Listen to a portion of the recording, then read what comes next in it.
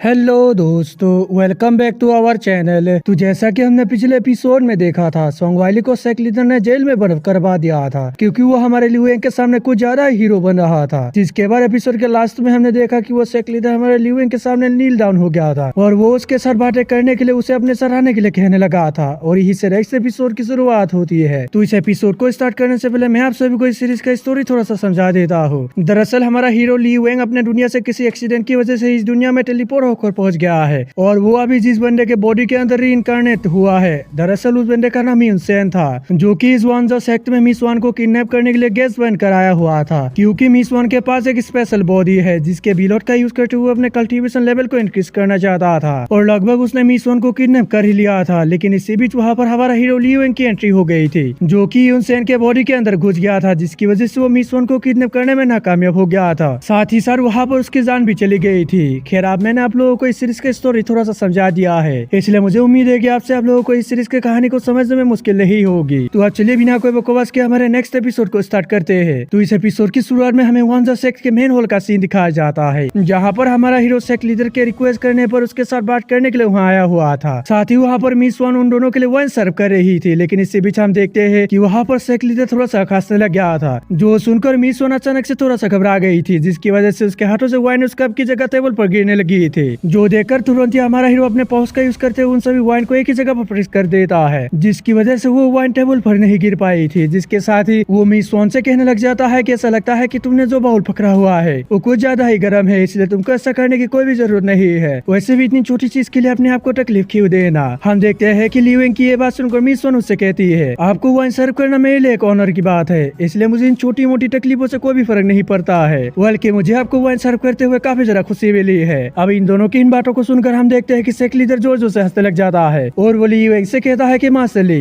क्या आपको ऐसा नहीं लगता है कि मेरी बेटी यहाँ पर बहुत ही ज्यादा खूबसूरत है। इस पर हम देखते हैं कि उसकी बात सुनकर लियुएंग भी कहने लग जाता है, तुम बिल्कुल ठीक कह रहे हो, मिस वान यहाँ पर खूबसूरत होने के साथ साथ काफी ज्यादा टैलेंटेड भी है, जिसकी वजह से इसे देखकर जीमंस के साथ साथ गॉड्स भी अपने आप को कंट्रोल नहीं कर पाएंगे और वो लोग इसे अपने साथ ले जाने की कोशिश करेंगे। इसलिए मैं भी यहाँ पर इसको अपने साथ ले जाने से किसी तरह ही अपने आप को कंट्रोल कर पा रहा हूँ। अब यहाँ पर लियुएंग की ये सभी बातें सुनकर हम देखते हैं कि सेक्ट लीडर हल्के से साय करता है और वो उसको बताता है कि वन हमारे वांजा सेक्ट की एक सेंटेंस है, साथ ही साथ ये मेरी अडॉप्टेड बेटी भी है, जिसकी वजह से मास्टर ली, अगर आप हमारे वांजा सेक्ट को प्रोटेक्ट करने का जिम्मा ले लेते हैं फिर मैं इसको आपको दे दूंगा, यानी कि मेरी बेटी आपकी हो जाएगी। अब यहाँ पर सेक्ट लीडर की इस बात को सुनकर हम देखते हैं कि लियुएंग के साथ साथ मिस वान भी काफी ज्यादा हैरान हो जाती है। साथ ही साथ उन दोनों के मुंह भी खुले के खुले रह गए थे। जिसके बाद लियुएंग थोड़ा सा गुस्सा होते हुए उससे कहता है कि आखिर इस बात का कहने का मतलब क्या है, आखिर तुम मुझसे क्या कहने की कोशिश कर रहे हो। ये सुनकर हम देखते हैं कि सेक्ट लीडर उसको बताने लग जाता है, दरअसल मुझे ये सब उस एंशिएंट मैजिक वेपन के लिए करना पड़ रहा है जिसको मेरे सेक्ट ने एक्सीडेंटली लेजेंडरी वर्ल्ड के अंदर हासिल किया था। साथ ही साथ मैंने उस मैजिक वेपन को सील करने की काफी ज्यादा कोशिश भी की थी ताकि यहाँ पर उसके बारे में किसी को भी मालूम ना चले, लेकिन मैं उस डिमोनिक मैजिक वेपन को सील करने में नाकामयाब हो गया, क्योंकि ऐसा करने की वजह से उस मैजिक वेपन के अंदर मौजूद demonic energy out of control होकर मुझ पर ही हावी होने की कोशिश करने लगी थी, जिसकी वजह से मैंने तुरंत ही उस मैजिक वेपन को सील करना बंद कर दिया। और ये कहकर वो उसको आगे बताने लग जाता है, आज से कुछ सालों पहले इस दुनिया के सबसे पहले गॉड ने इस डिमोनिक मैजिक वेपन को हासिल करने के लिए लेजेंडरी वर्ल्ड के अंदर हमारे सेक्ट के साथ साथ सभी मेजर सेक्ट को सिर्फ कुछ ही दिनों में ही पूरी तरह से तबाह कर दिया। लेकिन चूंकि वहाँ पर हमारे सेक्ट के एल्डर्स की वजह से मैं किसी तरह से सर्वाइव कर गया और उन लोगों ने मुझे ये डिमोनिक मैजिक वेपन देकर यहाँ इस कॉन्टिनेंट में भेज दिया ताकि ये डिमोनिक मैजिक वेपन उस गॉड के हाथों ना लगे। लेकिन चूंकि अब यहाँ पर मैं इस वेपन को सील करने में नाकामयाब हो गया, तो इसलिए बहुत ही जल्द मेरा ये सेक्ट पूरी तरह से तबाह हो जाएगा। और ये सब बातें वो सेक्ट लीडर बहुत ही ज्यादा परेशान होते हुए लियुएंग को बता रहा था, जो सुनकर हम देखते हैं कि लियुएंग उसे कुछ भी जवाब नहीं देता है और वो अपने मन ही मन खुद से ही कहने लग जाता है, इसके बातों को सुनकर मैं यहाँ पर सब कुछ समझ गया हूँ, ये कमीना मुझे अपना बॉडीगार्ड बनाते हुए अपने सेक्ट को भी प्रोटेक्ट करना चाहता है और सारे के सारे बेनिफिट्स को ही अकेले ही हड़पना चाहता है। सच में इस कमीने का दिमाग तो यहाँ पर बहुत ही ज्यादा तेज चलता है, लेकिन इसी के साथ साथ मेरा भी दिमाग यहाँ पर इससे 100 गुना आगे चलता है। और ये कहकर वो वहाँ पर पागलों की तरह हंसने लग जाता है। दूसरी तरफ हम देखते हैं कि लियुएंग को कुछ भी जवाब ना देते हुए देखे सेक्ट लीडर उससे कहने लग जाता है, मास्टर ली, मैं जानता हूँ कि सोंगवाली की वजह से आपको हमारे सेक्ट को लेकर कुछ गलतफहमी हो गई है, लेकिन आपके खिलाफ जाने का मेरे वांजा सेक्ट का कोई भी इरादा नहीं है। मैंने पहले ही आपके सर्वेंट को मेरे डिसेबल के साथ मेडिसिन हॉल भेज दिया है और वहाँ पर मेरा डिसेबल आपके सर्वेंट को पूरी तरह से हील कर देगा, इसलिए आपको फिक्र करने की जरूरत ही है। अब सेक्ट लीडर की ये सभी बातें सुनकर हम देखते हैं कि लियुएंग बाहर से कोई भी रिएक्शन नहीं देता है, जबकि दूसरी तरफ अंदर ही अंदर वो बहुत ज्यादा गुस्सा होते हुए कहने लग जाता है, साले आप तुम मुझे यहाँ पर फंसाने की कोशिश कर रहे हो मेरे सर्वेंट को अपना होस्टेज बनाकर। और ये कहकर वो अंदर ही अंदर उसे काफी ज्यादा लात घुसे मारने की कोशिश करने लग गया था और कहने लग गया था कि साले बूढ़े टूटू सच में बहुत ज्यादा कमीना लेना है। और ये केक और वो अपने आप को शांत करते हुए कहता है कि लेकिन कोई बात नहीं, इसके ऑफर को एग्री करना भी बुरा नहीं है। वैसे भी मुझे अभी तक सॉन्ग वाइली के बारे में अच्छे से मालूम नहीं चला है, जिसकी वजह से वो फ्यूचर में जाकर मुझे खत्म कर सकता है, इसलिए मुझे यही पर रुक कर उसके बारे में ठीक से पता लगाना पड़ेगा। और ये सब सोचने के बाद हम देखते हैं कि वो सेक्ट लीडर से कहता है, तुम तो सच में बहुत ज्यादा पोलाइट हो, इसलिए मैं तुम्हारे इस सेक्ट को प्रोटेक्ट करने में तुम्हारी मदद जरूर करूंगा। लेकिन इसी के साथ साथ मैं यहाँ पर तुमको ये भी बता दूं, मैं कोई ऐसा बंदा नहीं हूँ जो कि दूसरों के मौके का फायदा उठाता है, इसलिए मिसोन के बिना मर्जी के मैं उसे एक्सेप्ट नहीं कर सकता हूँ। आफ्टर ऑल वो भी एक इंसान है और उसे भी अपने लाइफ के डिसीजन लेने का अधिकार है। और ये केक और वो खुश होते हुए कहता है कि इसके अलावा कोई भी हीरोइन कभी भी अपने प्राइड को इतनी आसानी से नीचे नहीं गिराती है, इसलिए मुझे लगता है कि ये भी यहाँ पर कुछ तमाशा करने वाली है। ली वेंग की ये सभी बातें सुनकर हम देखते हैं कि सेक्ट लीडर थोड़ा सा सोच में पड़ गया था, जबकि दूसरी तरफ मिसोन उसकी इन सभी बातों को सुनकर उससे इंप्रेस हो गई थी और वो मानी मन खुद से ही कह रही थी कि आज तक मेरे बारे में इनके जैसा किसी ने भी नहीं सोचा है। और मिसोन के ही कहते हम देखते हैं कि ली वेंग के सिस्टम में नोटिफिकेशन आ गया था और वो उसको बताने लगी थी कि मिसोन का आपके खिलाफ फेवरेट लेवल एक स्तर से बढ़ गई है, जिसकी वजह से सॉन्ग वाइली का 15 डेस्टिनी पॉइंट्स माइनस किया जाता है और आपका 15 पॉइंट इंक्रीज किया जाता है। साथ ही साथ अब यहाँ पर आपके और मिसोन के बीच एक बॉन्ड हो गई है, जिससे कि आप अपने डेस्टिनी वैल्यू को उसके साथ शेयर कर सकते हैं। तो इसलिए क्या आप उसके साथ अपने डेस्टिनी पॉइंट्स को शेयर करना चाहेंगे?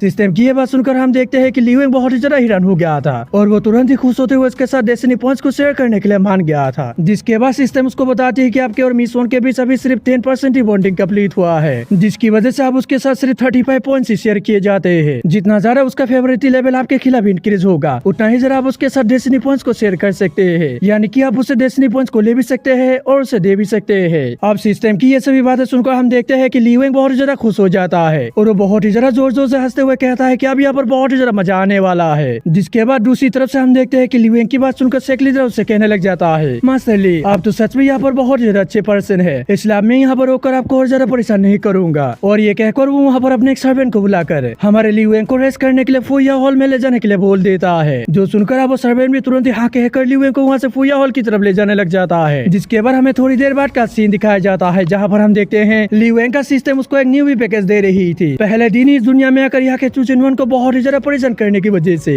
न्यू वी पैकेज के बारे में सुनकर हम देखते हैं कि ली वेंग बहुत ज्यादा खुश हो गया था और वो उस न्यू वी पैकेज को ओपन करते हुए देखने लगा था और वहाँ पर उसको 3 तरह की चीज दिए गए थे, जिनके बारे में अभी तक क्लियर नहीं किया गया है। अब उन सभी चीजों को देखकर वो कहने लग जाता है कि फर्स्ट और सेकंड के बारे में तो मुझे भी मालूम है, लेकिन आखिर ये तीसरी चीज है क्या, जिसका नाम है इनर स्पिरिचुअल फील्ड फ्रेगमेंट्स। और ये कहकर वो उस तीसरी चीज के बारे में जानने के लिए उसके ऊपर क्लिक कर देता है, जिसके बाद सिस्टम उसको बताती है कि इनर स्पिरिचुअल फील्ड फ्रेगमेंट्स को 3 पीसों में डिवाइड किया गया है, जिसमें से एक आपके पास पहले से ही मौजूद है। अगर आपने सभी के सभी पीसों को कलेक्ट करने में कामयाब हो गई, फिर आपके बॉडी के अंदर वो तीनों फ्रेगमेंट्स मर्ज होकर एक स्पिरिचुअल फील्ड में कन्वर्ट हो जाएगी, जो कि काफी ज्यादा मात्रा में स्पिरिचुअल एनर्जी को प्रोड्यूस कर सकता है। अब इसके बारे में सुनकर हम देखते हैं कि ली वेंग बहुत ज्यादा खुश हो जाता है और वो कहने लग जाता है कि मैं अगर ऐसा करने में कामयाब हो गया, फिर मेरे पास कभी भी स्पिरिचुअल एनर्जी की कमी नहीं होगी। और ये ज्यादा खुश होने लग गया था, लेकिन तभी इसी बीच हम देखते हैं कि सिस्टम उसको बताती है कि आप अपने डेस्टिनी पॉइंट्स का यूज करते हुए अपने कल्टीवेशन लेवल को इंक्रीज कर सकते हैं, जिसके लिए आपके सभी के सभी डेस्टिनी पॉइंट्स को ऑटोमेटिकली कन्वर्ट कर दिया जाता है, जो कि टोटल बनता है 1550 से। और यहाँ पर आपको 1:10 रेशियो के हिसाब से रिडीम पॉइंट्स दिए गए हैं, यानी कि एक डेस्टिनी पॉइंट्स का उसे 10 रिडीम पॉइंट मिल रहा है। तो इसलिए क्या भी इन सभी रिडीम पॉइंट्स का यूज करते हुए अपने कल्टीवेशन लेवल को इंक्रीज करना चाहेंगे? सिस्टम की ये बात सुनकर हम देखते हैं कि ली वेंग भी इसके लिए तुरंत ही मान गया था, जिसके बाद सिस्टम उसके सभी के सभी रिडीम पॉइंट्स का यूज करते हुए उसके कल्टीवेशन लेवल को इंक्रीज करने लग जाता है, जिसकी वजह से हम देखते हैं कि ली वेंग के अंदर धीरे धीरे करके काफी ज्यादा स्पिरिचुअल एनर्जी आने लगी थी, जो देखकर वो भी बहुत ही ज्यादा हैरान हो गया था। लेकिन तभी हम देखते हैं कि उसके अंदर से काफी ज्यादा स्पिरिचुअल एनर्जी रिलीज होकर आसमान में चली गई थी, जिसे वहाँ के सभी वांजो सेक्ट के डिसाइबल्स भी देख लेते हैं। और ये देखकर वो लोग बहुत ही ज्यादा हैरान होते हुए आपस में बातें करने लगे थे कि आखिर यहाँ पर ये सब चल क्या रहा है। इतना ज्यादा खतरनाक स्पिरिचुअल फ्लक्चुएशन मैंने आज तक अपने जिंदगी में भी कभी भी नहीं देखा है। और दोस्तों इसके साथ एपिसोड भी खत्म हो जाता है। दोस्तों अगर आप सभी को वीडियो अच्छी लगे तो लाइक कर दे, और अगर आप चैनल पे नए हो तो सब्सक्राइब कर देना। तो बोलते हैं किसी और वीडियो में, तब तक के लिए बाय।